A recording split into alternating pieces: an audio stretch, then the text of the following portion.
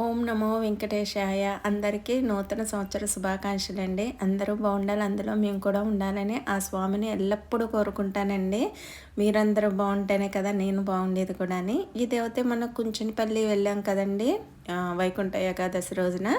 ఆ రోజు పార్ట్ 1 దాకా పెట్టాను. 2 అవుతాయి, అప్పటి నుంచి ఎడిటింగ్ చేయలేకపోయాను. ఎడిటింగ్ చేయగలను కానీ మీకు కూడా న్యూ ఇయర్ రోజున స్వామి దర్శనం అయితే కల్పించాలనేసి ఇప్పుడు పెడుతున్నానండి. స్వామిని చూడగానే అసలు ఆనందం అంటే ఆనందమండి. ఆయన చూడని కన్నులు ఎందుకు, ఆయన నామం పలకని నోరు ఎందుకు అన్నట్టు ఉంటుందండి ఆయనది.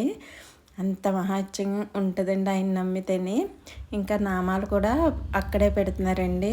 చందనంతో నామం పెట్టించుకుని స్వామిని అయితే దర్శనం చేసుకున్నాము. స్వామిని అయితే పూర్తిగా చూపించలేదండి, అక్కడి దాకానే చూపిస్తున్నాను. మీరు కూడా నమస్కారం చేసుకుంటారని ఇంకా బయటకు వచ్చాక తీర్థ ప్రసాదాలు అయితే తీసుకున్నాము. లోపల స్వామి ముందు అయితే శంకు చక్ర నామాలతో పువ్వులతో డెకరేషన్ చేశారు. చాలా బాగా జరిగింది. ఇంకా నేనైతే ఒక ఫలం తీసుకుని ప్రసాదం వచ్చేసి బయట ఆంజనేయ స్వామి గుడి స్వామిని అయితే దర్శనం చేసుకుని అసలు ఎంత బాగుందండి. గుడి అయితే చాలా బాగుంది, చాలా ప్రశాంతంగా విశాలంగా అనిపించింది. ఎక్కడికైనా వెళ్తే మనకి మనశ్శాంతి కోసమే వెళ్తాం కదా, ప్రశాంతత కోసమే. అదైతే నాకు మహాభాగ్యంలా కలిగిందండి. ఇంక ఇంటికి వచ్చేసి పూతరేకులు అయితే ఉన్నాయి ఆర్డరు, అవి కూడా చేసి ఇచ్చేసానండి.